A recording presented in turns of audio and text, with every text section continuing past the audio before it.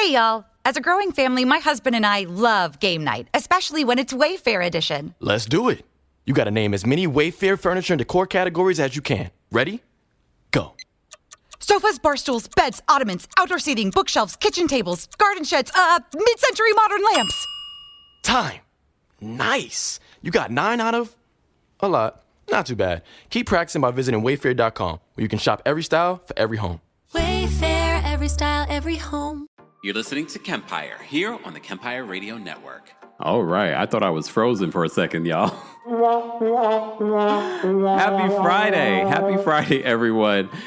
Welcome back to our Friday Live. I almost didn't do it because I was like, I don't feel like talking about Beverly Hills, but then there was story after story after story that I wanted to talk about. Let me know if you can hear me, see me, all that good stuff. Shout out to those of you watching on Twitch, those of you watching on Facebook. Shout out to our Facebook crew, guys. Make sure you're following us on Facebook. I'm posting a lot of stuff there on Facebook, and I'm going to start doing some exclusive Facebook Lives. So make sure you follow me, Kempire, on Facebook, and Kempire Daily on Facebook as well. Also follow our podcast channel, Kempire Radio Network. Okay. Thank you, Lexi. Lexi's watching on. Gigi says, "Are you okay?" I'm wearing my shirt. I'm wearing the shirt.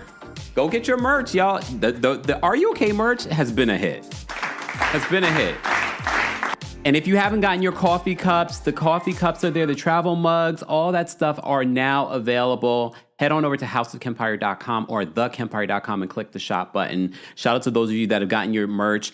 And don't forget to wear your merch to the Kempire After Dark, a live show happening in New York City. This is going to be my only show of 2026, especially after promoting just New York. I'm like, I'm done. After this, I'm done. So if you would like to experience Kempire After Dark and you don't know what that is, it's a night of very much like what we do on YouTube, but very more explicit. Tea is being spilled by myself, by our guest host, Tyra Faizan from the What Else Is Going On podcast. Oh, she's got some good stuff for you guys. We were just talking yesterday. I can't wait. But there's a live stream option. So if you can't come to New York, but if you're in the New York City tri-state area or DC or Philly, come on. But I understand. Maybe you can't make it that particular night. There is a live stream option that you can keep for 1 week after the show, but you have to buy your ticket now. Ticket information will be available in the description, okay? All right, there's just been so much for us to get into, so I'm just going to get into it. Don't forget to like the video. It's easy, free way of supporting not just my channel, but other channels as well. Be sure to check out all the videos. We've had a good week. Thank you to our new subscribers. If you're new here, let us know, because we have a bunch of new subscribers over the last week. Shout out to those of you that were a part of our conversation about Tyra Banks. We're going to talk a lot about Tyra, I feel like, in this particular live, because I'm going to first start off with some information, and then we'll get back to it after, because I want to talk about Traitors. I want to talk about Real Housewives of Beverly Hills, and I do want to play a couple of clips from the Real Housewives of Potomac reunion that I've been itching to talk about, but I haven't had a chance. This week because I've been covering so much of the Tyra of it all, just all these other stories that have been happening this week. Hey, Judy. Judy's watching on Twitch. All right. Before we get into that, I want to start off our Friday Live with our just rest in peace. I mean, there's a couple of stories that I want to talk about, even including within us honoring the lives of these individuals. So first off, earlier this week, I did a video and I let you guys know that Reverend Jesse Jackson passed away. I think it was, how old was Reverend Jesse Jackson again? He was, I mean, in this day and age, quite young. But what annoyed me today before we went live was the fact that Reverend Jesse Jackson will not be lie in honor in the United States Capitol.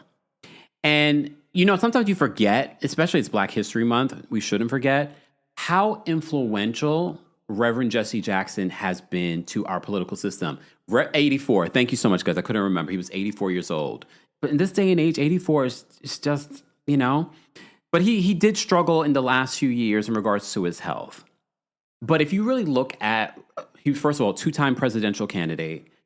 There's just so much that Reverend Jesse Jackson has influenced, specifically our mayor.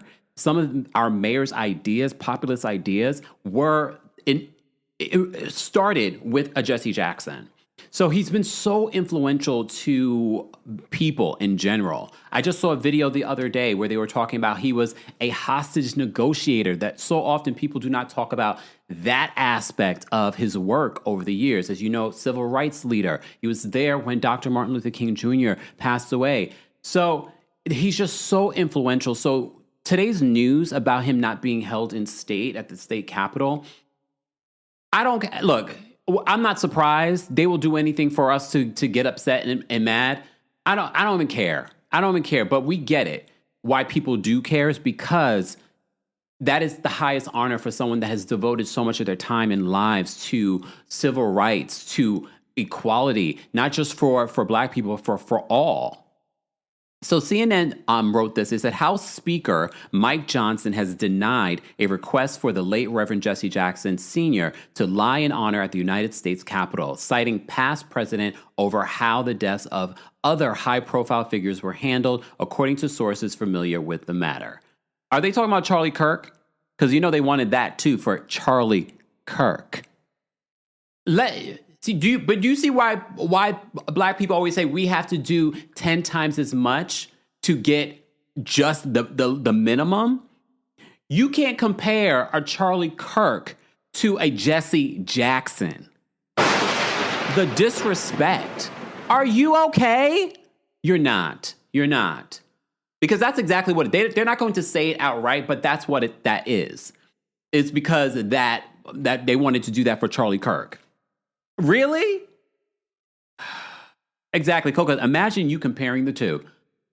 Are you okay? You're not. I'm going to answer it for you. Mike Johnson. Yeah, Carla says that, yes, Mamdani has spoken so eloquently about Reverend Jesse Jackson. There's just so much, and I hope they do a movie about his life, a documentary about his life. There's just so much that I think even as Black people, it's Black History Month, that people don't know about how much he's done. You know, we talk about the civil rights movement. We talk about his connection to running for president twice. But there's so much more. And so much more. Exactly. Carlos said Charlie Kirk being honored with the lowering of the flags. I can't. But they want us to be upset, and we won't. We will continue to honor the life and memory of Reverend Jesse Jackson. And look, for him to pass away in Black History Month, it's sad, but at the same time, it's almost like kismet. It's almost kismet. So rest in peace to Reverend Jesse Jackson, and our condolences to his family, people that were close to him, people that are still mourning his passing today. All right. We also got news yesterday about another passing. Eric Dane passed away. I did see that Netflix is doing a documentary, and there's a clip going around. I'm not going to play the clip for you guys, but I know people are a little upset. You know, this shouldn't be made public, but this is from a documentary. The clip that you're seeing on social media, his message to his daughters. It's going to be a part of a Netflix documentary. I believe it might be available already, where he's has a message for his daughters, but he's also talking about ALS. So he passed away. He was 53 years old. Eric Dane has been an actor for a while now, but his standout roles for me have been when he was on Grey's Anatomy. And then, of course, his role as the complicated father on Euphoria. So, and he was just diagnosed with ALS not even a year ago. Not even a year ago. So one thing that we always say here, and if you're new here to the channel, anytime we talk about death, to me, it's a reminder to the living to live more fully. Because a lot of times we get caught up in like, oh, this hurts, or oh, I'm mad about this, or I'm mad about that. No, when you see people like Reverend Jesse Jackson who really used his life and gave his life for equality and for other people. And I remember seeing a clip the other day. It was nothing related to Jesse Jackson, but it was talking about how much we are in this world, that we give more than we take from this world. And I think that has stood in my mind ever since. And Reverend Jesse Jackson definitely gave more to the world than he took. And Eric Dane, in his last year of life, very much like we were talking about James Vanderbeek as well, they were very much advocates for the struggles that they were going through. And I hope that their deaths are definitely not in vain, and that we can find cures for some of the diseases that should not be, should not be, period. All right. Yeah. All right. Rest in peace to Eric Dane and Reverend Jesse Jackson and James Vanderbeek, we just mentioned. All right. Oh wait, Tutu says he was in Brilliant Minds acting as a character with ALS. He was so good. Yeah. Binge, thank you so much for the super chat. We appreciate your support, guys. You can also support just by liking today's video. So thank you in advance to the 263 of you that have liked the video. This is our Friday live. After the live, if I have time, because I do have plans today. Yes, it's Friday and it's a rainy day here in New York, but I still have plans. So I will get to the timestamps when I get to the timestamps. But shout out to all of you that are already here. Don't forget to share the live. That also helps, okay? So I wanted to say rest in peace to those individuals. You know, last week we had our flunky of the week. So we have a new flunky of the week. And this is no disrespect this week. This is no disrespect because I have to put out a disclaimer anytime we talk about this America's Next Top Model documentary. I had to put out a disclaimer. You have to go watch what I've talked about in regards to it because I don't feel like Tyra deserves all of the backlash. I definitely think she deserves some of it. And I have some clips I'm going to play for you a little bit later on in regards to what she said in the documentary. Now the judges are saying, come on, Tyra, you had a lot more control than you're letting on in this documentary. Look. Okay. Exactly. I know that's right, Alma. Alma says Kempire is too busy living to be stuck inside this on this rainy night. Thank you, Alma. But y'all know I'm usually in on a Friday night, but I'm going to my friends and we're going to hang out. We're going to catch up. We're going to kiki and talk about y'all. Oh. No. You remember, what was it? Last Friday, I was in the house talking about y'all relationship lives. Can I get out and have a good time? Okay. All right. So flunky of the week. Sorry, Tyra, but it has to be Tyra. Tyra is a flunky of the week. But I say that with also giving her grace that she's not the only one that we should be holding accountable. I'm also looking at the judges. The judges that have been on a press tour this week for the documentary, they were paid for the documentary. They were the only ones paid for the documentary. If you missed it, we did do a recap of the reality check, Inside America's Next Top Model. So if you missed it, be sure to check it out because it's not easy for me to just be like, oh, Tyra was wrong. No, there were other things. Fifi says, hold on, Fifi, we got some good news. Fifi says, Miss Wisconsin, Black woman won first time. Congratulations to Miss Wisconsin. That's amazing. Thank you for that. But flunky of the week goes to Tyra. All right. Goes to Tyra, but also goes to House Speaker Mike Johnson. I just saw that right before this, so I didn't have a graphic for Mike Johnson, but you can just add him here, okay? But Tyra, you've had a week. So Mike Johnson's the flunky of the day, but you've had a week. There's been so much conversation in regards to this documentary. If you missed it, like I said, we did do an in-depth recap. I've also had multiple videos talking about some of the updates that we've gotten, okay? Including there was an interview with Sherry Shepherd. Sherry Shepherd is pulling out all the punches. She said, I'm going to go down fighting. I will say congratulations to Jennifer Hudson. Jennifer Hudson's show was renewed for season 5. Lies! The lie! No, it was official this week. And I know what you're probably thinking, how? Well, not all things are as they seem, y'all. We have to keep in mind, they're on different networks. There's different productions. There's different budgets. There's also, one thing I will say, versus Sherry's show, Jennifer Hudson has a lot of viral moments, even if they're at making fun of her. So some people are probably watching and they're like, oh my God, I just got to see her say a little birdie told me. So some people are watching for that. Some people are watching for the guests. I will say, based on what I've seen from the Spirit Tunnel, Jennifer does get some high profile guests in comparison to Sherry. But Sherry has been pulling out the punches this week. I feel like more and more people are talking about her interviews than they were before. But I just feel like, Sherry, you should have been doing this from the beginning. I don't know why you weren't doing it from the beginning, but you should have been doing this from the beginning. I've always said, I feel like the biggest... Myra says she got renewed. Yes, Myra. Jennifer Hudson's show has been renewed for season 5. But remember the good old days when someone would when a daytime talk show, we've been renewed till 2029. You didn't hear her say that. She got renewed for one more season. The word on the street is that she was going to be canceled. So who knows? Who knows what happened there? If she could have been, she'd probably on her last leg. Teresa says, too late, Sherry. It might be, but her production company did say, Sherry Shepherd's production company, Debmar Mercury, the same people that produced the Wendy Williams show, did say that they're exploring other options. I don't know what those other options are. I still feel like you're just prolonging the inevitable. I'm sorry. And I actually like Sherry more than Jennifer Hudson. I think Sherry actually is a better host.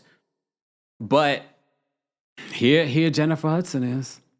Jennifer also had some good news. She's going to be one of the producers of Dreamgirls that's coming to Broadway. Congratulations. Yeah, I just said this. Hey, Dr. Jen, you just joined us?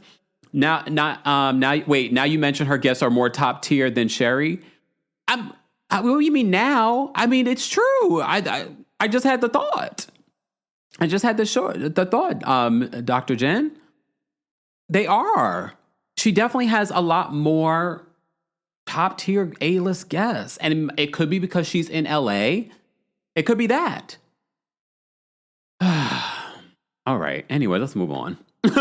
Let's move on. All right. Where do I want to move on to, though? Okay, we just did our flunky of the week. I will go back to Tyra. Tyra, though, it has to be our flunky of the week because everyone is saying her appearance on the America's Next Top Model documentary did more harm than good. And she's not coming across likable in the documentary. They're saying that she didn't take any accountability.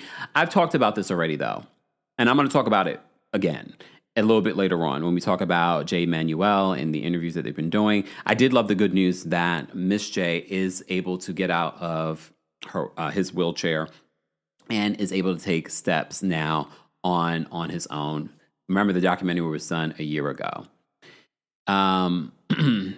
Chef Lorraine says she had Michelle Obama on her show too. Who?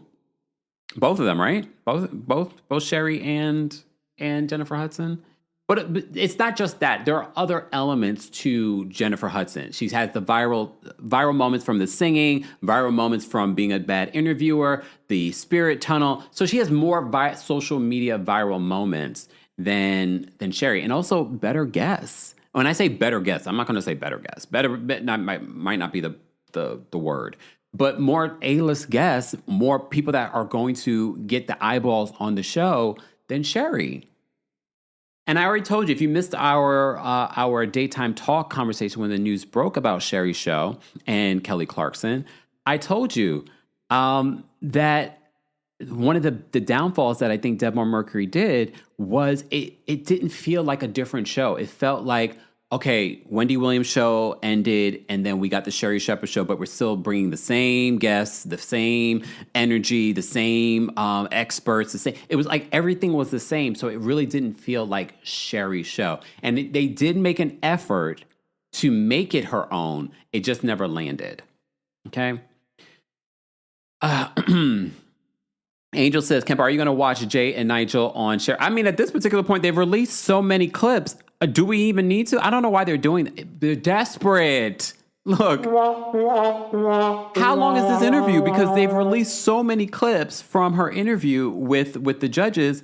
I'm like, so what are we going to see on Tuesday? Because that's when the interview is supposed to air. All right. But anyway. All right, I've digressed. Let's move on. Let me just talk about the Valley Persian style. If you're new here, guys, this is where we talk about a bunch of different hot topics, but also talk about some reality television. I don't have a lot to say about Valley Persian style. Amir did go, because, Amir lost his first wife, has the new wife, has multiple babies. I love his storyline. Last week, we talked about Amir not wanting to get a vasectomy. He did go to a doctor to see what that would involve, and he's still not sure. And look, I respect when Natasha says I have to respect it's his body. And I said, you know what? I'm a big avid believer, and I really take that all the way home. Your body, your choice. Even with men, your body with your choice, okay? So he doesn't necessarily want to do it yet, but he is considering the vasectomy. And during her confessionals, the producer is like, what if you have an accident? She's like, don't say that. I have a feeling they might end up with another baby. I mean, it's a blessing if you can take care of another baby. I know she probably doesn't want another one, but here we are. All right. Deja says, I try to get into Persian style. I can't. I can understand why you might not be able to get into Persian style, but next week is the finale. So I was like, you know what? Good. Make it short to the point. What I'm not understanding about the Valley Persian style is the fact that I did not see this whole Tommy and Mercedes divorce coming. I'm sure we're going to see this during the season finale, and she's setting us up. Do you think they're playing with their marriage for a storyline? I have that feeling. I know I've been saying that since recapping the Valley Persian style. I don't know, because yes, I give Tommy some grace. I give him a little bit of grace, y'all. Maybe more grace than I probably should. Maybe because I know that guy from New York, from Queens. You know what I mean? So he might talk rough, but I'm always going to remind you that the reason why he even got in trouble with the law was defending his wife against Reza. And we've seen Reza be so toxic to Mercedes. And then I thought to myself, I was like, how would you guys feel if your partner that you went up for, you defended, you talked about depression last week. You talked about having to go to anger management. You had to go to jail. And your partner is still friends with that person. How would that make y'all feel?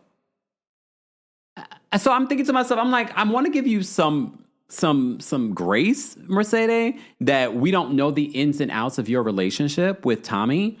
And I can see how you're trying to paint the picture this week. Oh, Tommy, I'm always taking care of things. I'm always doing that. And she's setting us up because she already told Mauricio that she might have to, miss some pickups and things like that. And we see in this week's episode that she misses a pickup because she's first, why did you miss the pickup? You were out getting aura pictures. So you were getting Botox. So I don't understand why you were missing pickup. It's giving storyline. It's giving storyline. The V-Life said Tommy isn't wrong when it comes to Reza. Exactly. That's how I feel. Like, he might be wrong with the way he speaks sometimes. He's a little rough. And also, are you working? I know that they're trying to develop a podcast network. What else are you doing for income? Because why is she still doing pickup if you're not working? I don't know. I don't like to assume on reality television just because they don't show it to us doesn't mean that he doesn't work and that he doesn't bring in the money. Okay? Desiree says, I'm from Brooklyn, New York, born and raised, and Tommy is obnoxious. Don't blame that on New York.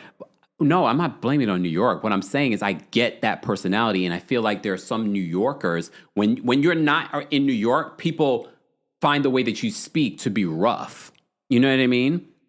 Mind you, I'm from New York, born and raised, but I don't talk like that. I don't have that energy. But I know guys very much like Tommy that speak like that. And for some people, it would be off-putting. For me, sometimes here in New York, it's off-putting. I'm like, calm down. But when it comes to Reza, how would that make you guys feel that your partner that you were defending because he doesn't like the way that Reza treats you or speaks to you, that you were defending, you are still speaking to? And I feel like she's only maintained a relationship with Reza to stay on reality television. Just saying. Just saying. Exactly. LH says, like Cecil, I don't know. We do not know. Okay? We do not know. Desiree says, I know, I'm teasing. Desiree, don't tease me. Because you went in a whole sentence. I was born and raised in Brooklyn. You know better than anyone else. You know better than anyone else, Desiree. But all of us are not like that. Desiree, you might not be like that. I'm not like that. But there are some New Yorkers, depending, that are like that. And I'm sure not everyone in Tommy's family is like that either. But I know in California, that energy, they're probably like, oh my gosh, he's rough. You know what I mean? But I feel like they're playing with their marriage for a storyline. And I hate saying that because it feels like that seems to be the go-to all the time. But I'm like, I don't know if I believe it. because it feels like we're going to the season finale, and it feels like their relationship, not perfect, better than probably Sky's relationship. I didn't see a divorce, but maybe we'll see it next week. Maybe I did hear her talk about it on Humble Brag, and I was like, oh, okay, maybe I can see that, but I don't know. I don't know, y'all. Hey, Ms. Parker. Thank you so much for the super chat and for being a member. Ms. Parker says, Kempire, they are conveniently leaving Kenya Barris's name out of the group chat. I forgot about that. You know Kenya Barris, the creator of Blackish. He's still best friends with Tyra. He was a co-creator of the show. I don't understand that. Because this is, okay, we will talk more. I talked a little bit about this. This is why I say you guys have to remember, very much like America's Next Top Model, you have to look at the documentary with a little bit of, with some different perspective, because on the other side of it, because at the end of the day, they have their perspective that they're trying to paint in this documentary. You have to keep that in mind. And I'm seeing that based on the people they wanted to include, people they didn't ask. They didn't ask Fatima. Remember Fatima? She probably hands down the most successful from America's Next Top Model. Oh, well, maybe is she more successful than Winnie? Probably before Winnie. But then, oh, wait. Yeah. Anyway, so they didn't include Eva, the diva. She said she was never asked. So they wanted a certain picture because they already knew what these individuals would say in defense of Tyra. Just saying. And I will be playing a clip for you guys in regards to Jay Manuel having a high respect for the creators behind this documentary because they're journalists, but not all journalists are made the same. And I'm not saying that what they did in this documentary is wrong either, but they had a certain direction that they were going in. Mrs. Beeson Bryant. Okay. Thank you for the super chat and for being a member. I've been tuning to your channel for a while. I happily joined today. I love your channel. Down. Keep up the amazing content. Thank you so much, Mrs. Beeson Bryant. Thank you. I love it that some of you have been watching for a very long time and maybe you've been watching in the bushes, which I appreciate. You're still watching. But come on out of the bushes. Let us know who you are. But I appreciate the monthly support. Thank you. And shout out to all of our members in the chat. We see you. And if you want to become a member, head on over to TeamKempire.com/join. Takara, I don't know if Takara would be the most successful, but she definitely made a name for herself outside of that show despite not winning. I remember that standing out to me. Like, look at Takara making a name for herself. Okay. All right. I've digressed. We were talking about the Valley Persian style. The other element that happened in this story, first of all, Sky, I was trying. I really was trying to see her side of things, or at least be like, you know what, you need this type of character on reality television. And I still think you need this type of character on reality television. But I am Team Tannen on this. Tannen, I think Tannen just was fed up with always constantly appeasing her friendship with Sky. Sky is annoying as hell. Okay? She's annoying as hell, and I don't blame Tannen for being like, I'm done always appeasing you. I'm done always coming and making sure that you're okay. And no, she's done. And I don't blame her. And the way she speaks about the situation to Mercedes at this party, I was like, wow. Did she say she pisses on love? I was like, okay. All right. Anyway, what else happened in this episode that's worth talking about?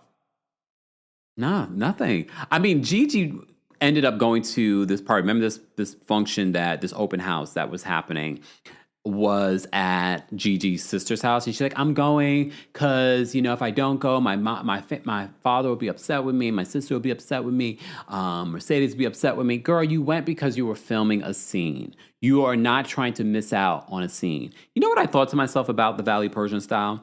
And I will continue to talk about this because I know some of these reality TV stars or potential reality TV personalities watch the channel. I find it so interesting that after, 8-9 seasons of Shots of Sunset, they canceled it, and then they came back for the Valley Persian style, but they're not producers on this, y'all. And I'm like, y'all have been on reality television for so long, and still you sign on for this reality show and you're not even a producer. I know you're producing, self-producing, but you're not even a producer. And I think that, and Crystal, if you see this, Crystal Kung Minkoff, I saw something that you said this past week on Humble Brag that I didn't like. Look. Because she said that weird movement. Remember the reality TV reckoning? She's like that weird movement in regards to reality TV stars wanting residuals from being on reality television. I'm here for them getting residuals because you know who else is getting residuals from this? Andy Cohen, The Suits. All these people are making money off of these people's stories, their likeness, all of that. I believe that they should be getting some sort of residuals. But that's me. Because I think it's a slippery slope. You can't say you want residuals for actors and things like that, and not for people that are creating content that's being rewatched and circulated everywhere. And then we're gonna have to get into the whole conversation about how much residuals, because some of these residuals, especially for streaming, suck. But it'd be better than nothing, right? Especially for Real Housewives of Atlanta. You know how many people are rewatching those episodes? But anyway. I just found it that the thought came to me when I was watching The Valley Persian. I was like, you guys aren't even producers. The OGs of Shahs of Sunset, you guys are not even producers of this. Not even like a associate producer or something. But I get it. They were desperate. And I feel like that, and I said this before, I feel like that's what Bravo was doing with some of these shows. They want to make you desperate. Very much like with Real Housewives New Jersey. Oh, we know you need this show. We know if we put you on pause for an extended period of time, we're going to lose some money, but we're not going to lose as much money as you will. We're not desperate. We have other things. We have other incomes. So I feel like these pauses are to make people desperate to come in and be like, okay, I'll do it. I'll do it for whatever price that you're going to give me. And I've already, look, because I got my ears to the street when it comes to the NBC Universal of it all. Those suckers are cheap. Okay? Cheap. Okay? Cheap. They don't want to pay for anything, including when they want to use my content. They don't want to pay. I can't tell you the amount of times that they've reached out recently for wanting to include my content. And I was like, well, yeah, you can for a fee. And all of a sudden, it's crickets. Hello? Are you there? Hello? And I don't know why y'all keep reaching out. If you think that's the thing. That's what I love about being a Taurus. We're stubborn. I love how they think that I'm going to change. No. Run me my check. And to the other content creators that want their stuff, yes, if you want the ego boost of it all, I'll tell you this, though. It's not going to put more money in your pocket. It's not going to give you more subscribers or more followers. It's not. So ask them for your money. You're welcome. You're welcome. They're not going to pay it, though.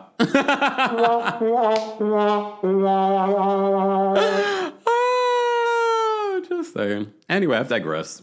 How does it become about me? Because we were talking about how I believe the reality TV stars should be getting residuals and how Reza and Mercedes and Gigi are back with nothing. Thank you, critical thinker. Thank you. Exactly. Yuck. That's my new favorite thing. Every time I see you guys put it in the comments, I hear her say it. Yuck. All right. Carrie says they can't afford Kevin.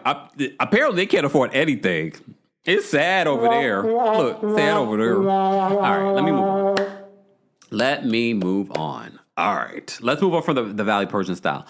I will talk about Real Housewives of Beverly Hills now. I almost did not even go live because I was like, I don't even care. I almost forgot Beverly Hills was on yesterday. I started watching Industry on HBO, and I was like, oh, this is good. And then I was like, oh, wait a minute. I didn't watch Beverly Hills. So I ended up watching Beverly Hills late yesterday, and I watched it again today. Beverly Hills. So I have thoughts. Rachel Zoe is not who y'all claim her to be, but that's the Bravo universe. The Bravo universe, I'm telling you, the way that people expect, even our own, expect from black women in the reality TV space versus Rachel Zoe. I will say, Rachel, when she first came in, I was like, okay, interesting. Go back to when we recapped it. I was like, okay, so far she's came in good. She feels like she's been here a long time. But the more that we've gotten to see of Rachel Zoe, the more performative I've noticed of Rachel Zoe. Her Hamptons trip, boring. Boring. It was... I watched it twice and I was like, this is so boring. And her wanting to have... I know, Singer DST, I had to watch it twice just because I had to I didn't take any sort of notes last night when I watched it. Okay? Chanel says industry is good. I heard. And they're on their fourth season? Yeah. Oh, I miss Family Karma. Cocoa Vibrations. I miss Family Karma. We talk about it all the time. Oh, Mambo says industry is so good. Oh, so far, so good. I'm loving it. But anyway, focus, y'all. We're talking about Beverly Hills. I know. Okay. We're talking about Beverly Hills. Boring. This Hamptons trip was boring. Rachel Zoe is not who y'all trying to make her be. She's not. I'm kind of looking at Kyle. You should be worried because I do feel like she's coming for your spot on the show. I do feel like that. But anyway, this Hamptons trip, I'm so bored with. What stood out to me in Hampton? Nothing. They went to the Shore Club, and I'm like, first of all, this is not y'all crowd. Dorit, Kyle, this is not your. This is not any of their crowds. They are women of a particular age, and I'm not being ageist. They are women of a particular age. This felt like a summer house party. Like they were like, I'm like, what? This is not y'all age group. I'm like, what is going on right now? Why are we here? And she's like, I'm trying to have a hot girl summer. She's like, let's go, bitches.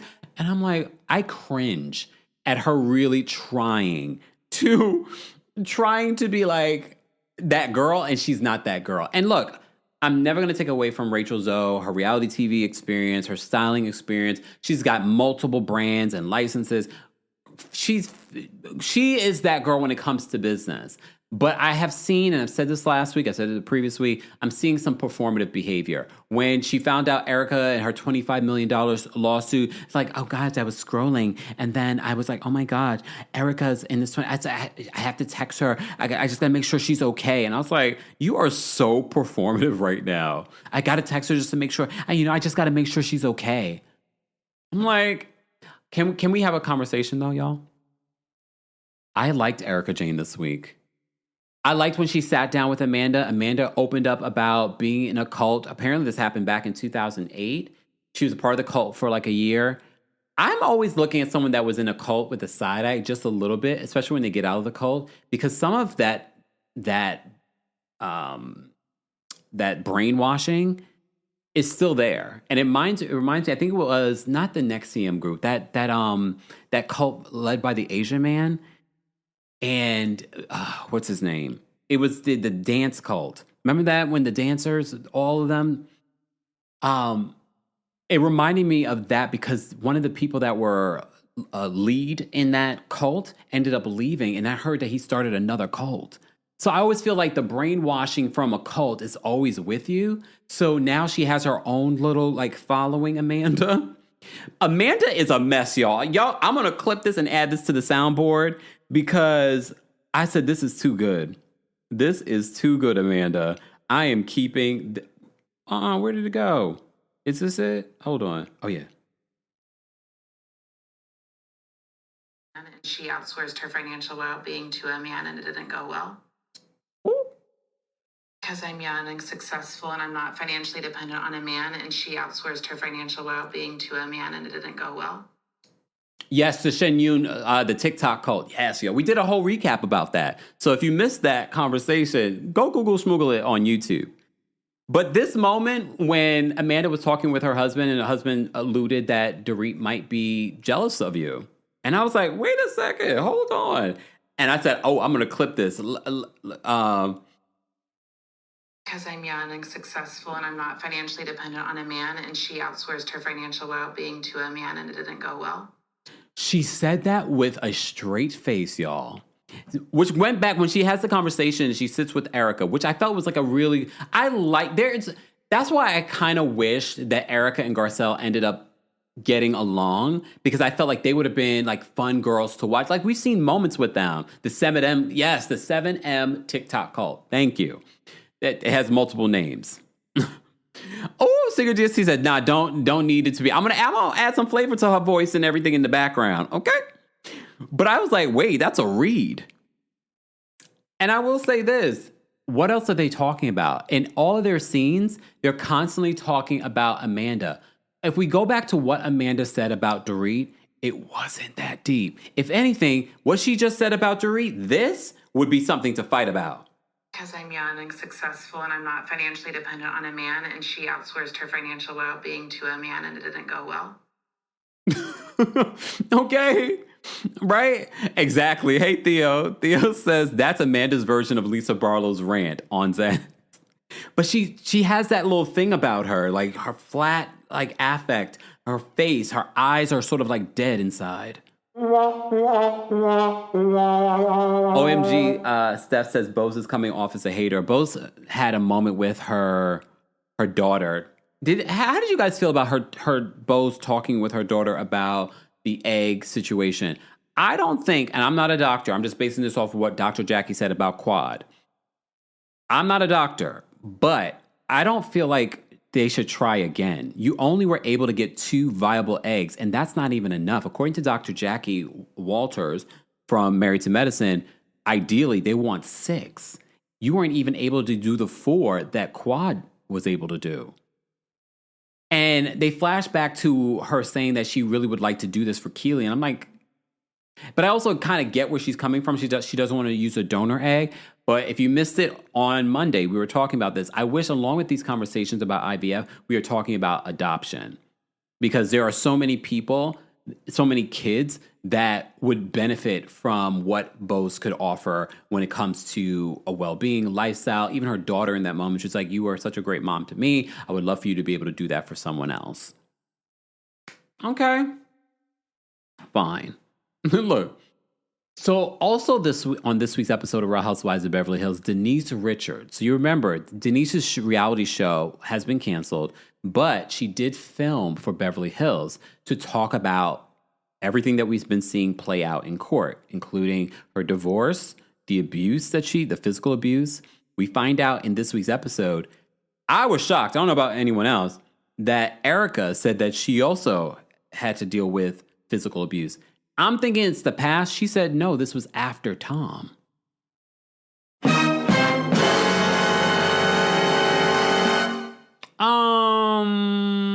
Oh, hold on, Janelle. Hey, Janelle. Oh, Janelle always with some tea. Janelle says, I've done research on the Shen Yun cult. You would be surprised which popular YouTubers are a part of that cult. Their reach is long and wide, much wider than 7M's reach.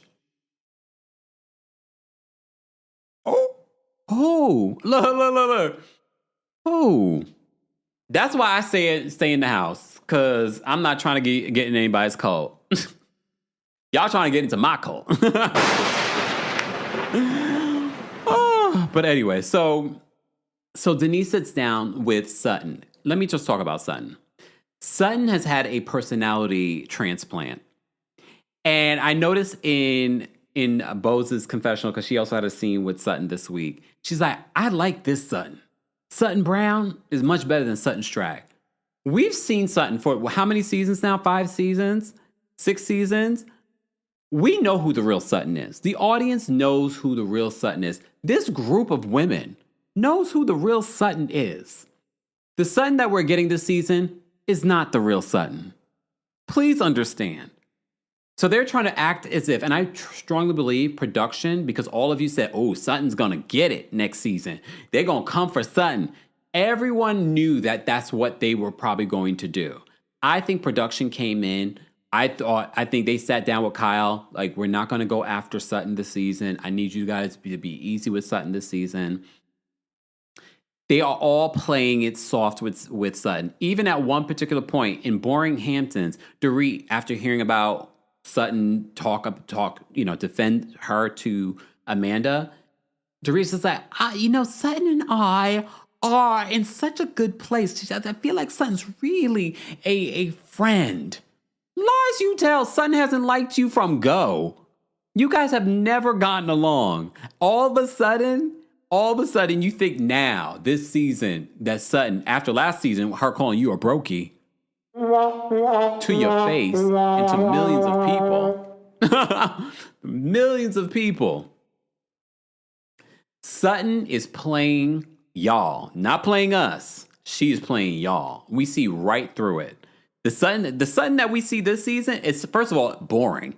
Boring Sutton. See, you see how it's interesting when someone is themselves, they're far more interesting. When they're not being themselves, they are boring.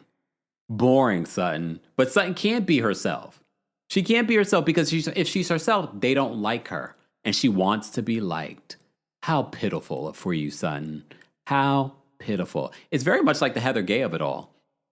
How pitiful. I wish I could say that I feel sorry for you, but I don't. I don't feel sorry for you. You wanted to be a part of the white girl clique. Basically. But here we are. All right.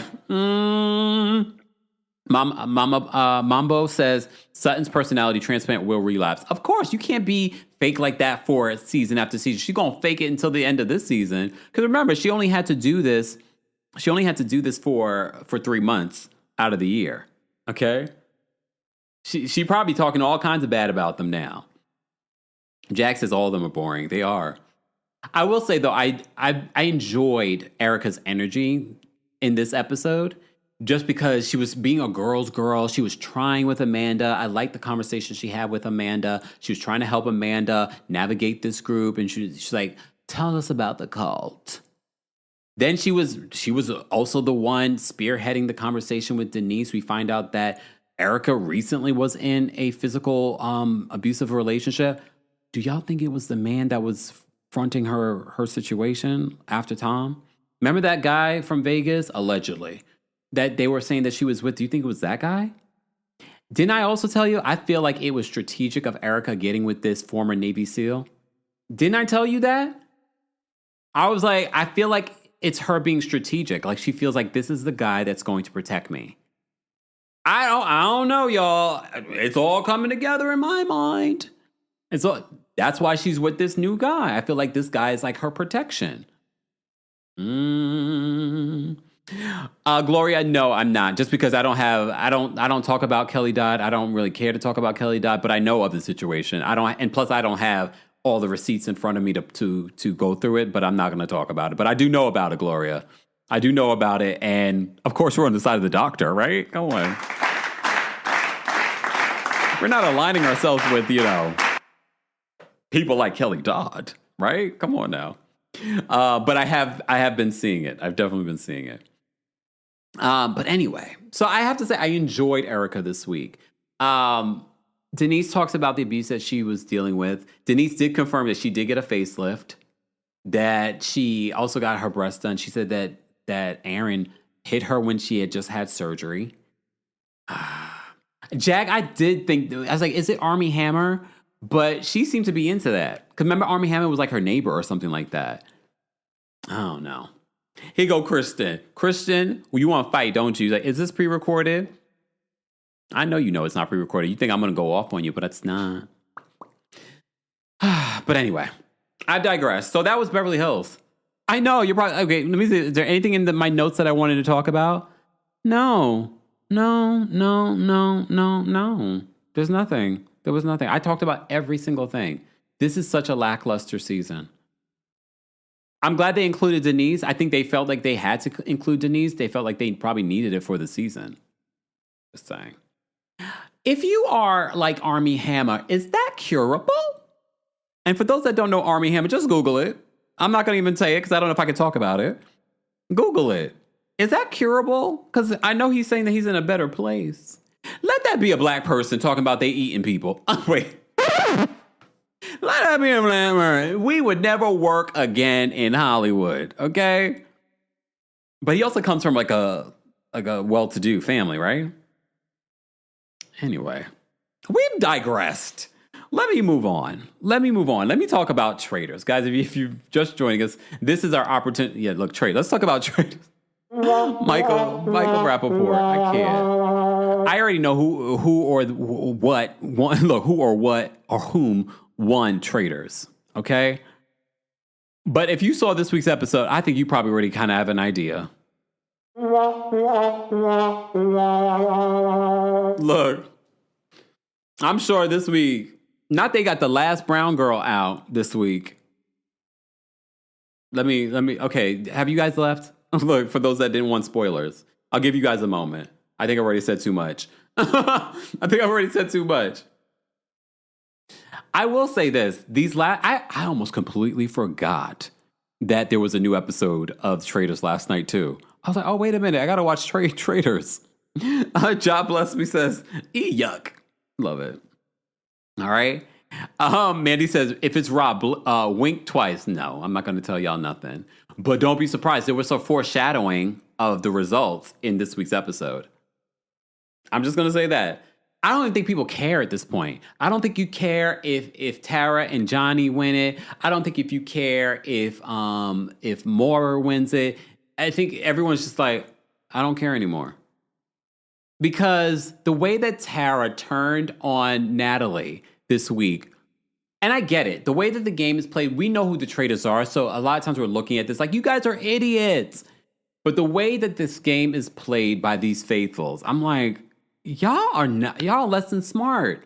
Tyra, you should have went with your first choice, your first inkling. And then for you to turn on her, Natalie, your vote, you should have just voted for Rob. You went in on Rob. Why didn't you vote for Rob? You voted for Tyra? Oh, because you thought Tyra set you up? I don't think Tyra's that bright. Oh, sorry, Tyra. Congrats to America. We won the free skate yesterday at the Olympics. It just made me think of that. We haven't won the free skate in like 20-something years. I haven't watched ice skating in like 20-something years. I used to love ice skating. So I know a Tara Lipinski. I know a Johnny Ware. But the way that they turned on Natalie at the end, and Natalie's like, she's like, don't say you're sorry to Johnny Ware. Don't say you're sorry. And I don't blame her. They hyped her up. They're like, I think it's Rob. I think it's Rob. And they hyped her up, and she's like, and the more she thought about it, because she's actually smart, and they were right. Rob was good to get her out of there. But the way she was talking about it, these stupid faithfuls still did not get it. Do y'all think that, first of all, Candace, first, you could maybe rationalize her first time voting for Rob, but voting for him again, coming for him, and she was a traitor, you guys are dumb. You're letting your unconscious bias, and you don't even realize it. And for those of you that think because you're black or black and brown or part of the LGBT community, don't think that you can have unconscious bias, you're wrong. You too, because whiteness is uplifted and has brainwashed a lot of people. That's where you get colorism from. That's why when we talk about colorism, I always tell you guys, it starts from racism. They're doing that to separate us. Okay? Lipstick says, damn, Olympic spoiler. Oh, come on, Leah. That was last night. How are we supposed to keep that? That was even last night. They showed it last night, but it happened yesterday afternoon. Not Ice Cubes for brains. Candace gave them enough information. Then Tyra woke up the next day. She's like, I think it's Rob. And then they're talking about it the entire time. And Rob's performance, because a lot of people, including Alan Cummings, were like, Rob might be the best traitor. When Suri is right there, Suri, hands down, still to this day, is the best traitor. And the only one to win it so far.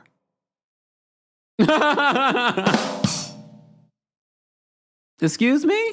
Okay. So, no, Rob has not been convincing. You guys are just dumb. And I will say, I'm not saying that Rob's gameplay has been bad. No, I'm not going to sit here and say his gameplay has been bad. It has not been bad, but it has not been great. Especially at this particular point. Maura refuses to see it. She's like, I would be really upset. I can't do her accent. I'd be really upset if you're a traitor. Look. Dumb. But they're letting their unconscious bias, be it color, be it his good looks. Y'all are letting him get away with this. Kristen, you still didn't. Kristen got murdered. You couldn't even see Rob. You were on to Christian, though. Not Christian. You were on to Eric, though. And I was like, okay. So she told the Dancing with the Stars guy, Mark. All right. Singer DSC says, I agree. Sari set the foundation. She did it. She killed it. Alma says, the cast is just really bad. They're also boring, too. They're also boring. And I'm not one of the people who say, oh, the housewives make the show. No, the gamers also make the show. The gamers would have made this interesting.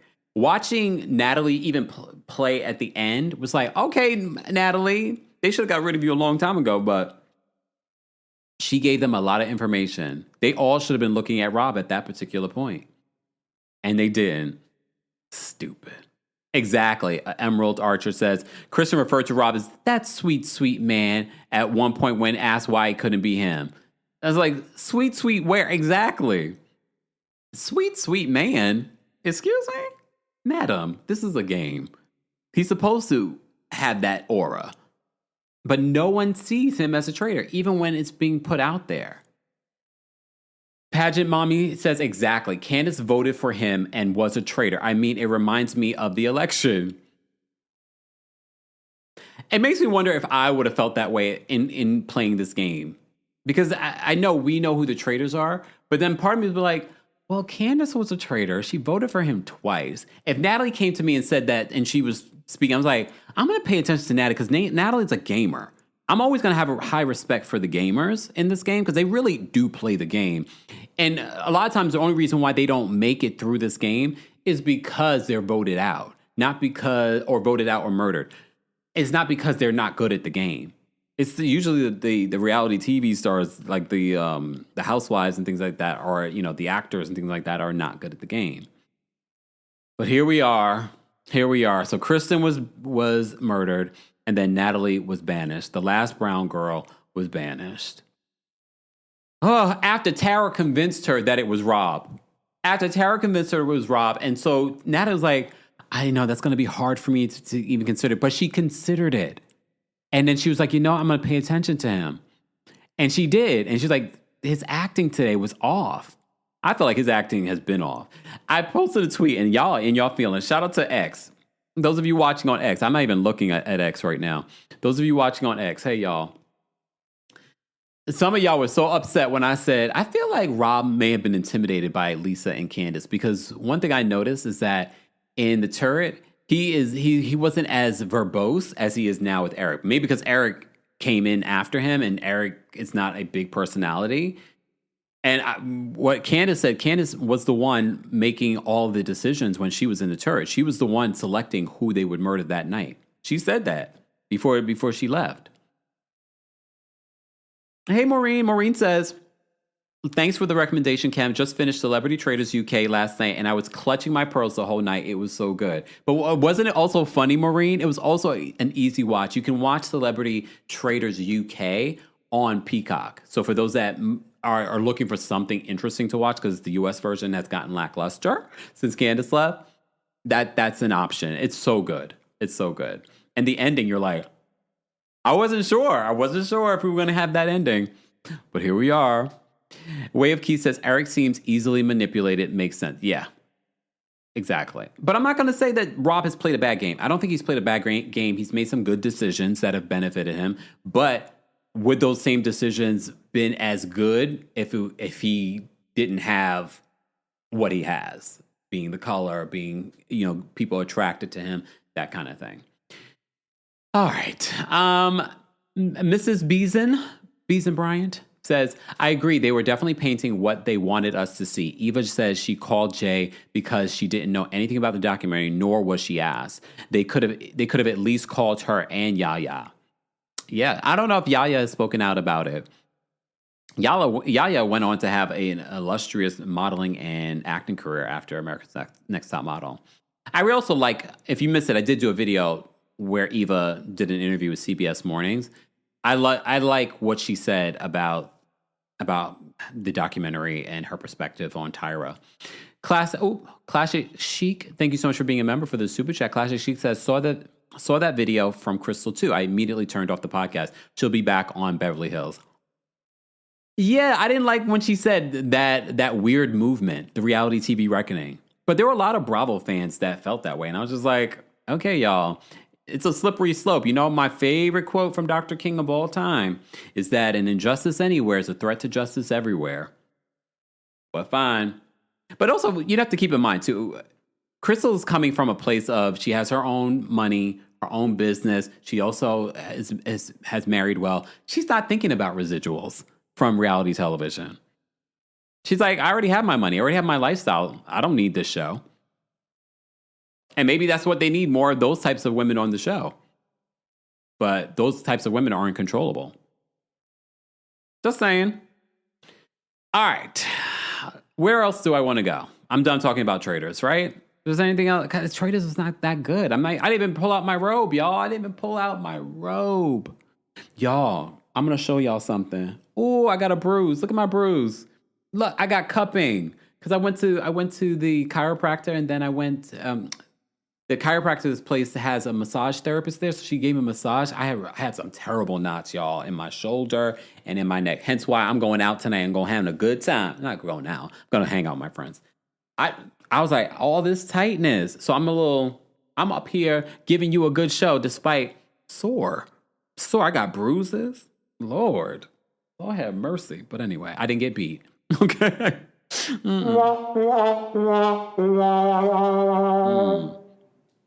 Hold on. Pageant Mommy says, fun fact, I applied for Traitors US. Wait, the new season coming up? Pageant Mommy?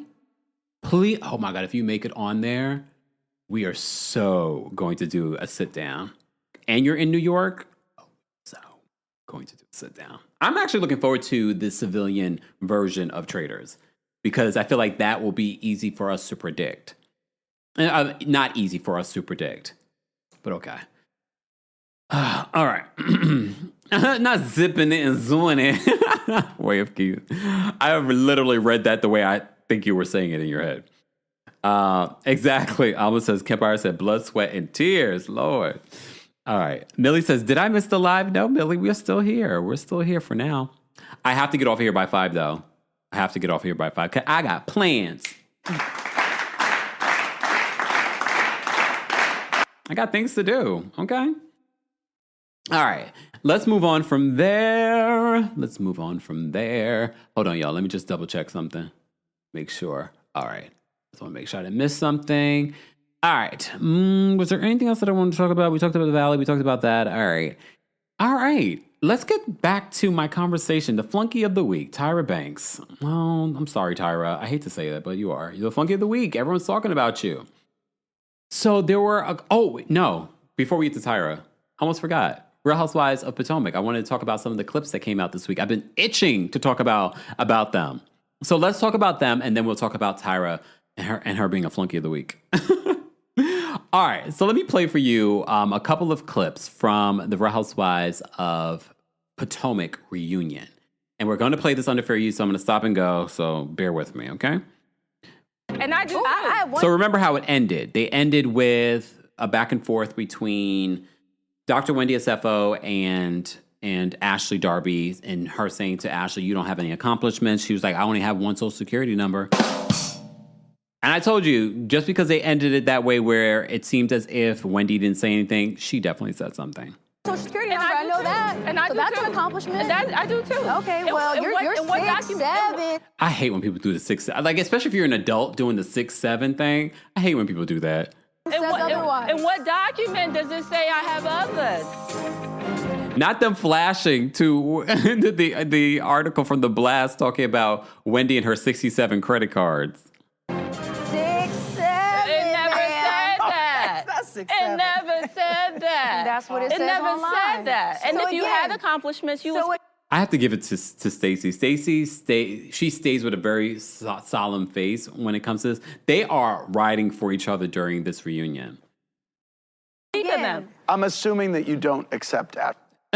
Wendy said, what are your accomplishments if you can't speak of them? Ashley's apology. It's not that I don't accept it. I feel like Ashley's full of shit. I don't get Period. We could just end it there. She is. I feel like Ashley sat up there at BravoCon and said, I realize that this is in no way a lighthearted situation for Wendy. So I'm sorry for how hot I came for Wendy. And I mean it. you lied. Because Even when she says it like that, we know she doesn't mean it. I agree, Millie. Millie says Ashley is emotionally stunted. I agree. Different story it's a completely story today. It's not a different story. Because what you don't know is I know that you texted Stacey, and when Stacey was asking you if you feel bad that Wendy's locked up, you sat there and you said, no, I don't feel any way. She deserves it.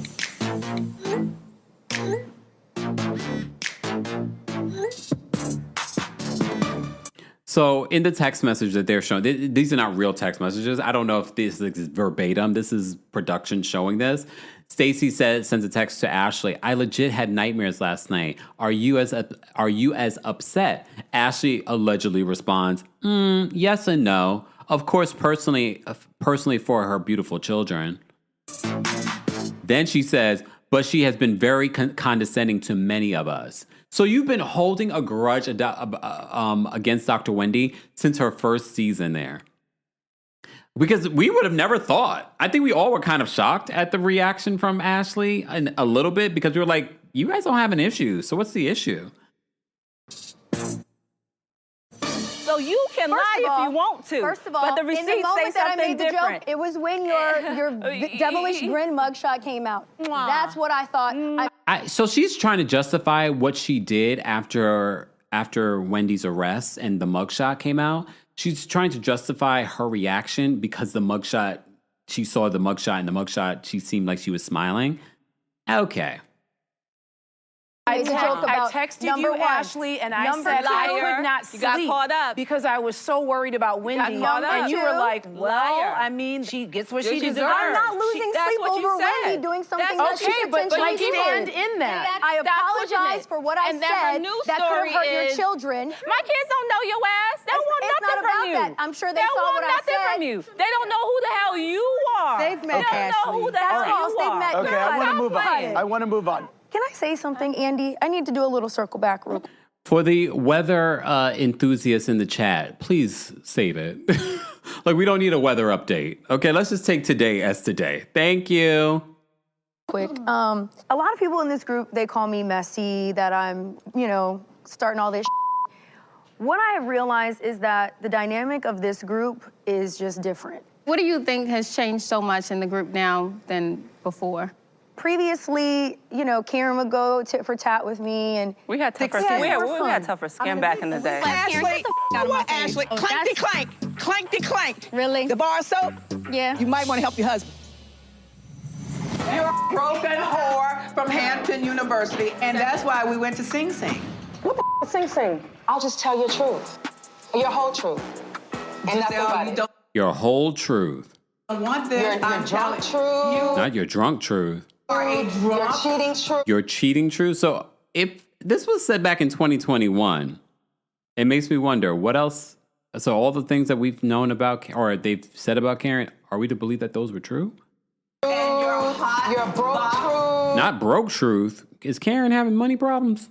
And I can acknowledge that perhaps I need to adapt more to maybe the various levels of sensitivity or boundaries with other ladies in the group, but I have just always operated like this way.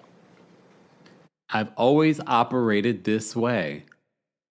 Ashley, you're just proving what everyone has said in the chat. You're stunted.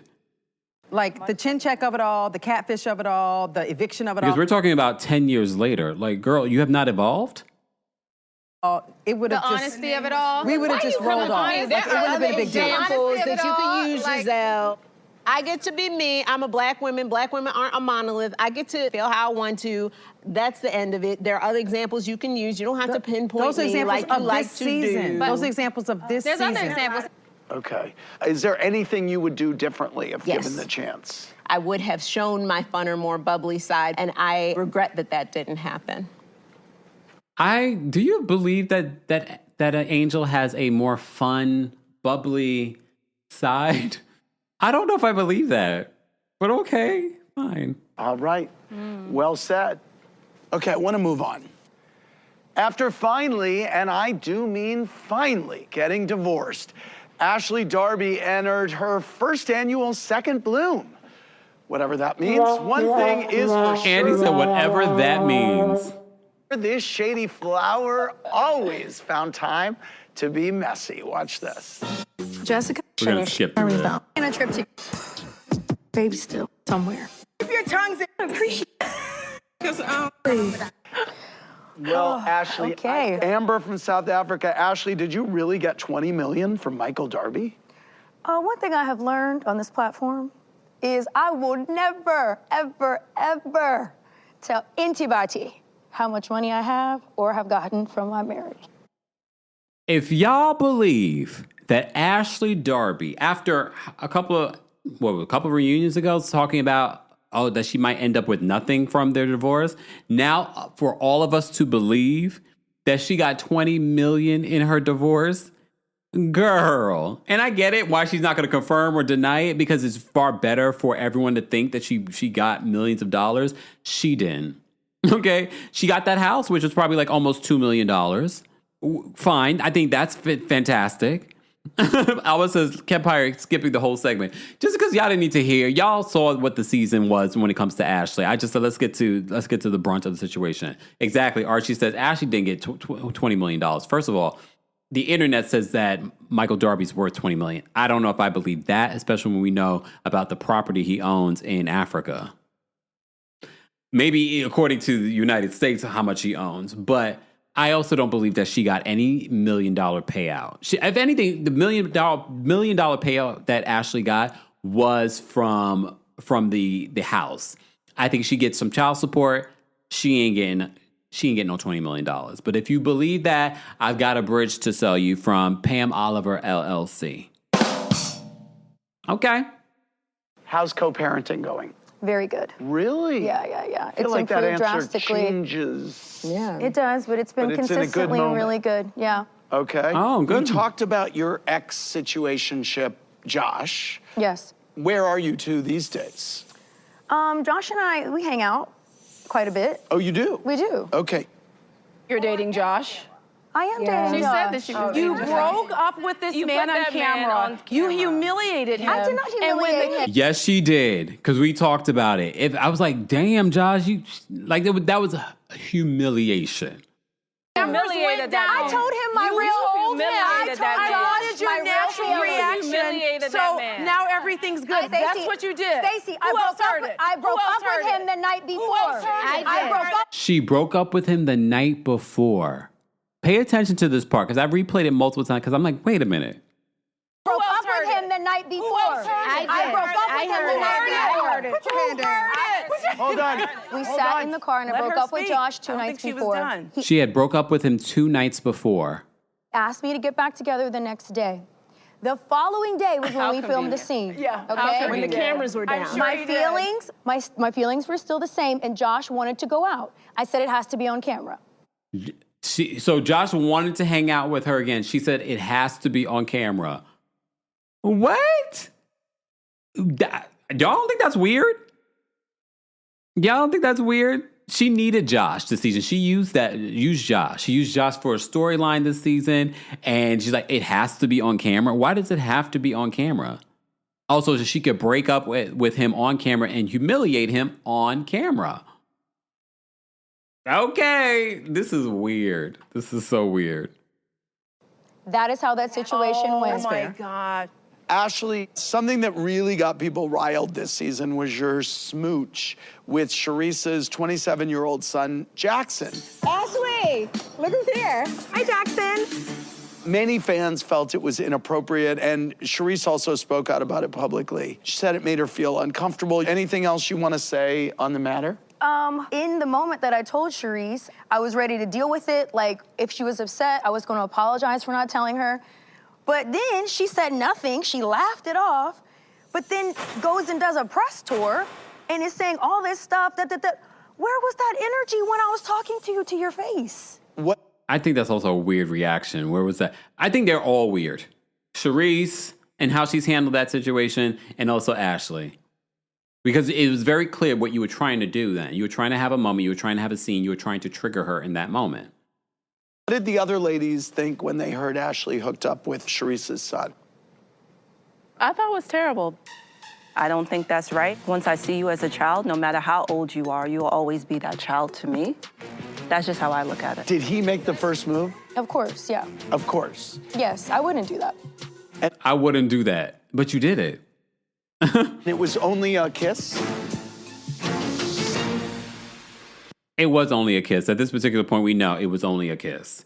But there was more. There was another clip from the reunion, and it's between Jazzy and Kay. For those that are just joining us, this is our Friday Live. I'll be adding the timestamps whenever I get to it. It might be tomorrow. You'll bear with it. But shout out to all of you that are here from the beginning. We appreciate it. If you haven't already, be sure to like the video. We are talking about a bunch of different hot topics and reality TV shows. Right now, we're talking about the Real Housewives of Potomac reunion. But first, Artie, thank you so much for the super chat. Artie says, I'm late, but if they make a movie about Mr. Jackson, it would have to be a series. That man has a lot of accomplishments, and I truly believe that he should be honored by the White House. We might have to wait, Artie. We might have to wait for that because I don't see an honoring happening at this particular point. Joy, thank you so much for being a member for the super chat. Joy says, and Joy, beautiful picture, Joy. Are those dreads, Joy? They're pretty. Joy says, I wonder if we will ever hear from the therapist that America's Next Top Model sent the models to, and they spilled their secrets to production to use as storylines. Well, I feel like the legality of that feels like they could never speak out because it would jeopardize their own licenses. So I don't think we will. I definitely don't think we will. But there is an America's Next Top Model documentary coming to E! So stay tuned for that. We might be recapping that one too. Not might, we're going to recap it. Especially if something new comes out from it. Let's take a listen to Kiarna versus Jazzy as a part of the Real Housewives of Potomac reunion. We talked about the ups and downs of you and Kiarna's relationship. Where do the two of you stand today? Well, the two of us stand in front of each other and say nothing whenever we see each other, because that's what happened yesterday. I didn't recognize while you. we were on the train. Kiarna says, I didn't recognize you. Recognize you. So I didn't recognize you on the train. She looks the same. What? She's like, I didn't recognize. Kiarna's like, I didn't recognize you. I didn't recognize. Kiarna, you should have done the press tour. Ashley shouldn't have done the press tour after the reunion. You should have done the press tour because you've come across unlikable. I think Kiarna is so used to being uplifted and told, oh my God, you're so pretty, you're so pretty, you're so pretty. So she doesn't feel like she needs to do anything. I'm just saying. You recognize I just didn't recognize her. Ashley spoke, and then when I looked up, I was like, oh, that's Jazzy. But I didn't recognize her. She didn't speak. And I mean, honestly, I didn't recognize. It sounds like you did. You said, And he's like, it sounds like you did recognize her because you were like, oh, that's Ashley. That's Jazzy. No, honestly, she looks beautiful right now. I didn't recognize Ashley She has either. her dress on. She didn't. Are we really going to go there with Jazzy? Because especially how the season is going, I would prefer Jazzy as a full-time housewife over Kiarna. And Jazzy has not looked ugly. Jazzy has actually brought better looks than some of the OGs, just saying. She looked like this on the train. I didn't recognize her. Teresa from Naples, Florida said, Jazzy, what exactly did Kay say about Wendy behind her back that was such a big deal when you brought it up in Divas? Kay had a lot to say, and I didn't share everything that she said out of respect for where I thought that we were. It was a long conversation. Okay. Oh my God. If you listen, Andy, let me make a point. You got 15 minutes. Please don't waste it on me. All right. No, man. She says, you got 15 minutes. Please do not waste it on it. Girl, you've been out there for more than 15 minutes, and you wasted all of that time. It's been hours. You've been out there on the couch, and you've done nothing. Alexa says, I don't like Jazzy's dress here. I don't like her dress because now you can actually see her dress in real life. It's definitely not good. But here. Thank you. Ma'am. Kay, listen, you don't have to do all of this. Okay. Wrap it up. Just talk about you, how you stole Greg from his wife. Kiarna stole Greg from his wife. I don't know if I believe. I don't know if you could steal anyone from anyone. That's like taking accountability from Greg, but. And how you're raising his children, and how his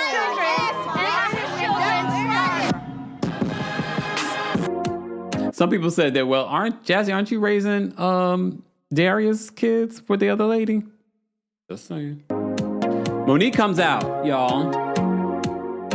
I really want to congratulate you on your journey of self-discovery and healing. I think we can all... What the hell does Monique have on? So disappointing. I'll see the work that you have put in to make positive changes in your life, and it is really impressive. I'm wondering if season 5 Monique were here, what advice would you give her? Oh, I would tell her to calm her ass down. It's not that serious. Wow, really? Season 5 Monique, you would have told that from the reunion? That was the time I was like, whoa, Monique. Finally, you have arrived. You've woken up. That's when I was like, okay, Monique, you are more than I thought you ever were. I never was a huge fan of Monique. I didn't feel like she delivered as a housewife like that. And it was that reunion that made me go, wait a minute. So you have it in you. It's so interesting, the backtracking of it all. It's not that serious. And put the weapon down. That's what I would tell her. The weapon being the binder? The weapon being the binder, and I brought it just in case. And if you like to see him, I got him in my little receipt book right here. I need that binder. Wait, Why does Robin still have a tag? This is the binder? That is the original. I've never seen the dividers. Former friend, Post-it, Wendy, Robin, Last Lady. Sorry, Giselle. Karen, Ashley. Why are we apologizing, Lord? I'm glad we can laugh about it now. I am too. No, seriously, I am. When I look back on that moment, I kind of cringe a little bit. I cringe. She cringes a little bit. Wow, Monique. Wow. I do. I'm going to give it back. It's too hot to handle. Yes. Wow. So that's another clip from the Real Housewives Potomac reunion. Part 2 of their reunion airs this Sunday at 8 p.m. and we will be recapping it on Monday. And according to the Sam Champions in the chat, I'll be stuck inside anyway. Creme Brulee says Monique dragged Giselle, and we were here for it. It was her best moment. But fine, Monique. Fine. All right. Let me get to my America's Next Top Model. I don't think I'm going to be taking any calls today, guys, just because I got things to do. Okay? All right. If you haven't already, be sure to like the video. Easy, free way of supporting not just me, but other channels as well. And if you're part of the replay, be sure to let us know your thoughts and opinions on all the hot topics that we discussed, including the reality shows that we discussed during this recap. All right. So we already did a recap this week about the America's Next Top Model documentary that came out. If you missed it, be sure to check it out here on our channel. You can also hear it on the Kempire podcast. So I already told you that our flunky of the week has to be Tyra Banks, just because everyone has been talking about her this entire week. Well, Jay Manuel has done multiple sit-downs, including an interview with Sherri Shepherd Show, but did an interview with Entertainment Tonight. And I want to go through it. It's a few minutes, like 15 minutes, that I want to kind of go through some of what he says in this interview, because it does add a little bit more clarification to some of what we talked about in regards to the documentary. And we're going to play this under fair use. We're going to stop and go. Really, it is lifting the curtain on America's Next Top Model. It was so...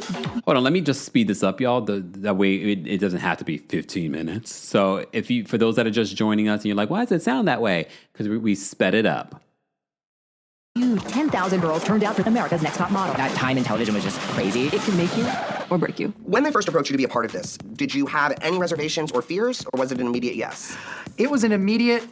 Can we have a long conversation on the phone? That was, and I got on the phone with one of our executive producers, Jason Beekman, and he was just so passionate and really wanting to bring this celebratory vibe to the table, but ultimately saying we want this to be a big discussion. And I said, I hear you, I feel you. How about tea? And I said, if you want an answer right now, it's probably gonna be no. That was my answer. And he said, I'm in New York in 2 weeks, can we sit down? So we sat down. What was supposed to be an hour tea and talk was 3 hours.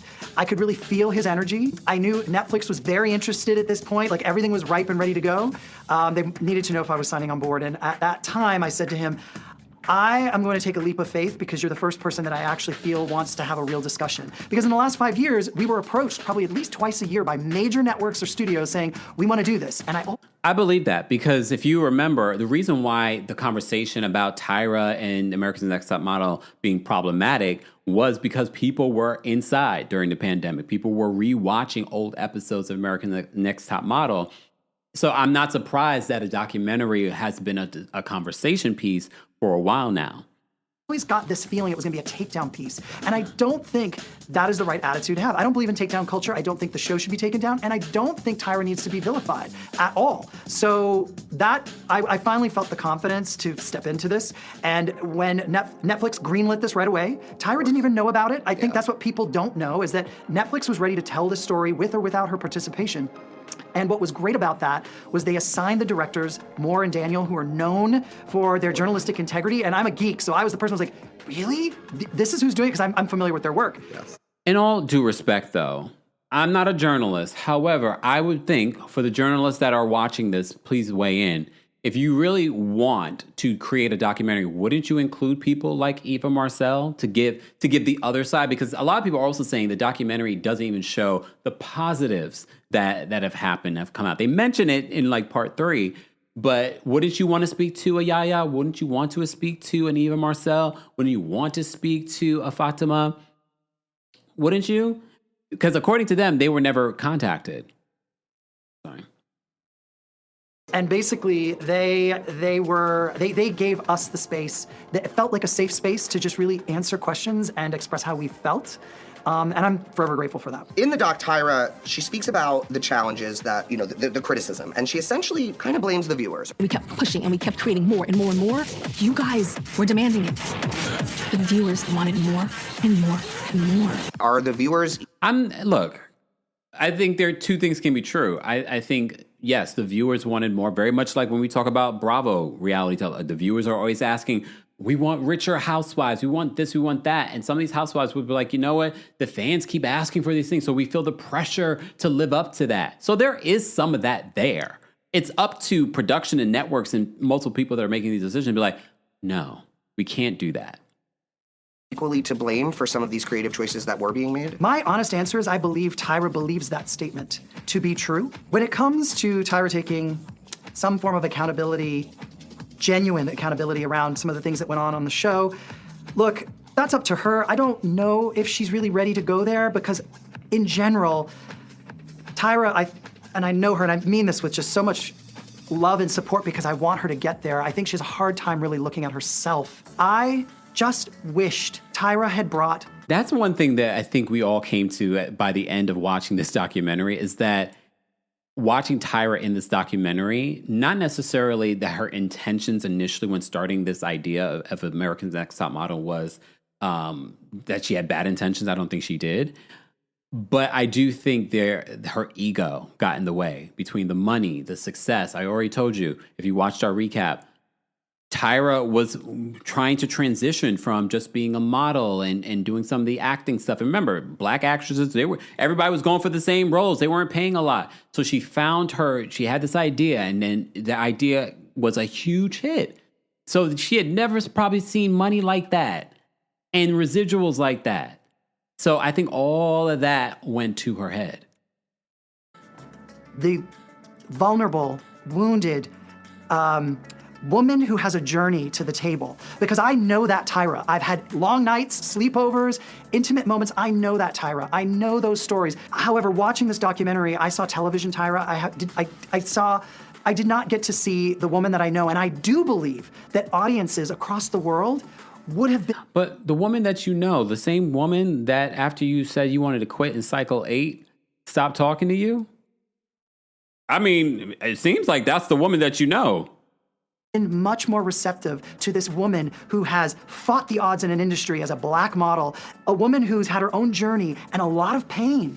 And that woman would have related to everyone. And I hope there's still a chance that people get to see that. You and Nigel, Ms. J, can all take accountability at different moments throughout the doc of saying either, you did speak up with the switching of the ethnicity shoot, or just in general saying, yeah, that didn't age well. Like that. That's the other thing. And I mentioned this during our recap. I don't feel like the judges have taken full accountability. I didn't feel like they took full accountability in this documentary, or in some of the interviews that they've done. Not good. She doesn't. I didn't think it was controversial, but then we put it out there and the world was like, are you crazy? Have you lost your mind? It's a little difficult for me to talk about production because that's not my territory. Hindsight is 20/20 for all of us. I did the best that I could at that time. Tyra doesn't seem to ever really take any accountability for anything negative that took place on set for the most part. Do you think that that's true or fair for her to not take any responsibility? First of all, I think viewers, and obviously this doc just hit, and so I'm getting pummeled with statements. And people who don't even know Ken and Tyra as a relationship and how they ultimately bonded as... And he's referring to Ken Mock, the producer that she enlisted who had produced reality television before making the band. And you also see him in the documentary. He didn't show any accountability, but no one's talking about Ken Mock. He didn't show any accountability. This kind of united... Did he even apologize? People are starting to see the two of them are very coordinated, even in this doc, with, incredible documentarians working on it. And I mean, I can't say I know for a fact, but I know them very well. The two of them definitely coordinated how they were going to come to this documentary and speak. The episode 2 where Shandy, she's like, oh, first of all, she struggles to remember it, which I find hard to believe because how many times did she bring Shandy on her talk show? You remember the story with Shandy? Okay. Her body language, we're body language experts over here. We're being facetious when we say that for anyone that's new. Her body language when they brought up Shandy and what happened to Shandy in Milan told me everything. I was just like, the face, the shaking, the body language. I was like, oh, you're about to lie to us. You how do you not remember who Shandy is or remember that situation, or why does it seem like it's difficult for you to remember the Shandy of it all? I'm not head of story. That's Ken Mock. Yeah, nice try. The other thing I would say is that, she's saying, well, I wasn't involved in story. I'm not here to debate or get... RML, you might be new here, or maybe you just joined us. Go watch the documentary recap that we did. I'm not defending Tyra. What I am doing, which some y'all won't do, is be objective and realize that it's not just Tyra, especially when Tyra was removed from her own show as a host. So, just so that you know. Thank you. Convince anyone of anything or change anyone's mind, but I will say I was there. And Tyra was definitely learning day by day from cycle 1 from Ken Mock, who has worked in this world, and Tyra was all in. So when it came to that Shandy moment, I was with Tyra. We were in the production office when we found out what was going on at the girl's house. Shandy's having sex in the shower with a guy. I was like, wait, what? Of course they were gonna figure out how ultimately they were gonna play this on the episode. And I do say in the documentary, there was a different cut of that episode before the network censors clamped down after the Super Bowl incident with Janet Jackson. That episode was recut to a safer version which aired, which is still heartbreaking to watch. I just wanna let my boyfriend know what happened, but I'm so scared. Just please tell me what you did. I was hammered. I think I had 2 bottles of wine by myself. I didn't even feel sex happening. I just knew it was happening. And then I passed out. The next day, I woke up and was like, what the happened last night? And I just sat there and cried. I was blacked out. No one did anything to stop it. And it all got filmed, all of it. Every moment of it. I was devastated at the time because Shandy was one of my favorites to win. And in the documentary, I love that people are asking this question. The entire... Very good point. Be Ready says, I also want to know why Jay Manuel was in the production room during the essay and didn't do anything then.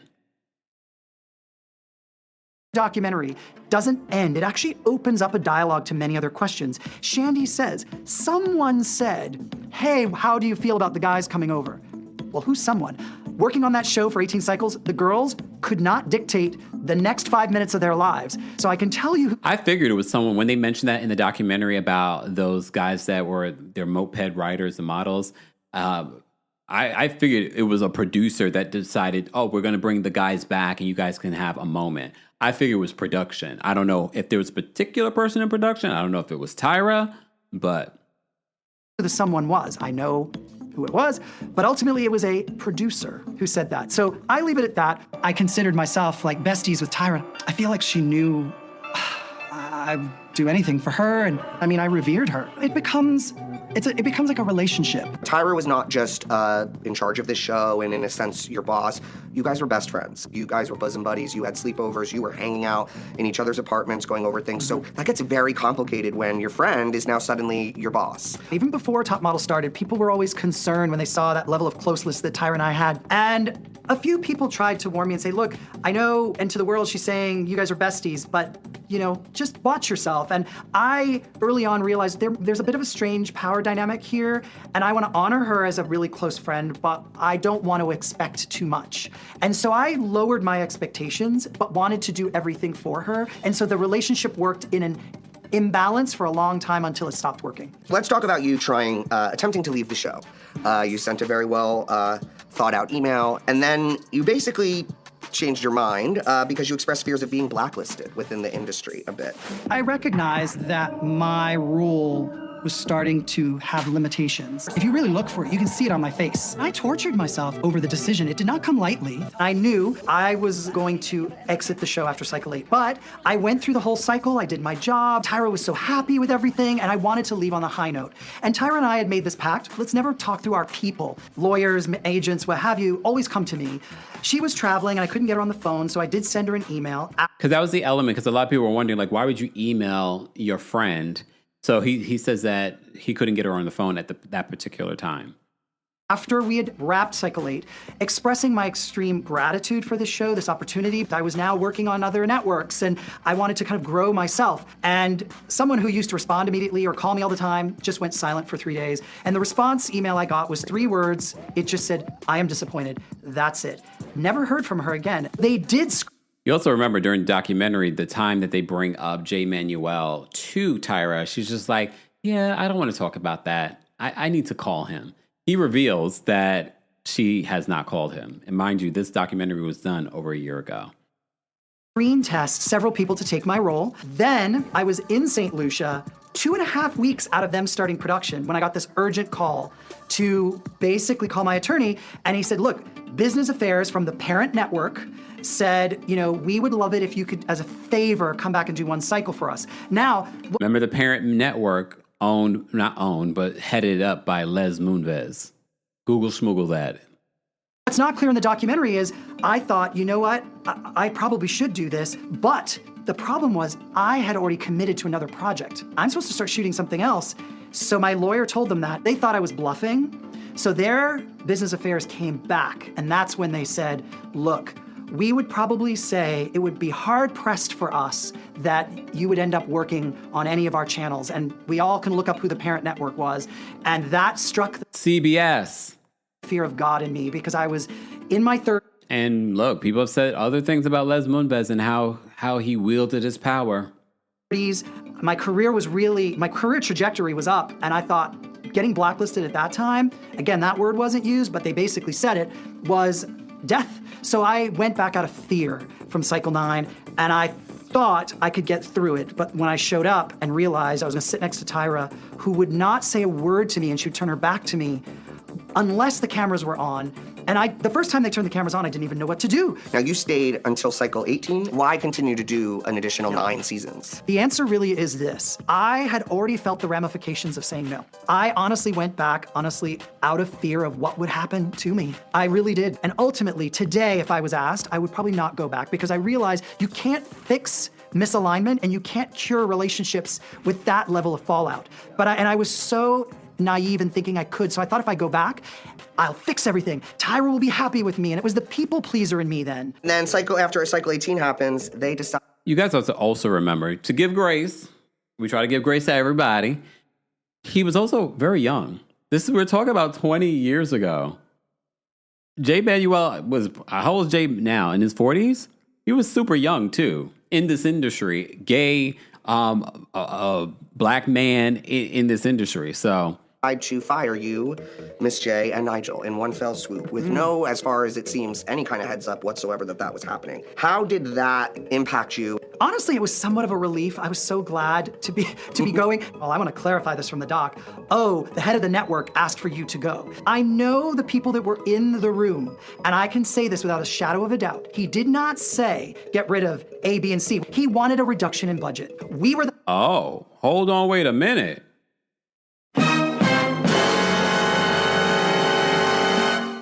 Tyra, Ken Mock. So they didn't say necessarily to get rid of the judges? Y'all unilaterally made that decision? Hold on, wait a minute, let's rewind. Relief. I was so glad to be going. Well, I want to clarify this from the doc.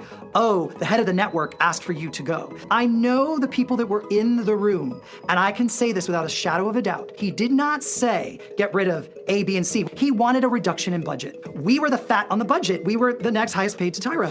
Bosses have bosses. And the big boss was very clear. You have to let go of this, and this. 3 of my hearts. There are no sacred cows. I cried myself to sleep that night. And the thing is, I don't believe that they knew that it came from above. Do you believe, though, that there was a chance she could have taken a pay cut to save you guys? I can tell you from the people, the producers in the room, that Ken and Tyra said both of them will not take pay cuts because they run the show, and we need to find it in the budget. And ultimately, it was their directive that we be cut. But to be clear, Tyra thinks that we hold that against her. I would like to clear the air. Honestly, she had to make a business decision. She didn't want to take a pay cut. We were cut. That's her decision. Good for you, Tyra. Honestly, I mean that. To this day, where we take offense was we were offered the opportunity to write a joint press release where we all get a statement and we move on like with grace, the way most talent do when they leave a show. And Tyra, who is the queen of spin, who has been let go by major networks and major shows, she jumps ahead of their announcement. She controls her narrative in Tyra's world. You don't leave Tyra. Tyra leaves you. She purposely— Ooh. Because remember, there have been things said. Wasn't she host of America's Got Talent at one particular point? And then she was the host of Dancing with the Stars. And they were talking about her behind the scenes. And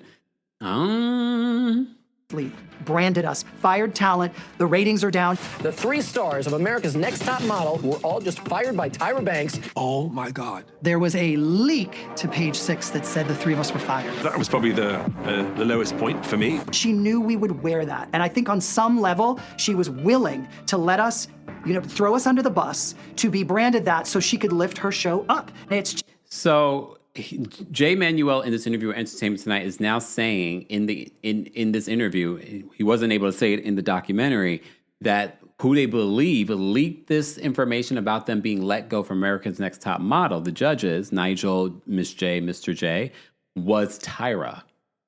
Wow. It's such a shame that they chose to treat us like that, because once the narrative was out there was nothing we could do. We obviously knew the ratings took a crash. It dropped 54% after we left. So much for the sacred cows that were dragging down the show. Tyra is asked in the doc about her falling out with him and if she would like to talk about it. And she gives a very blasé, nah. I prefer. Yeah.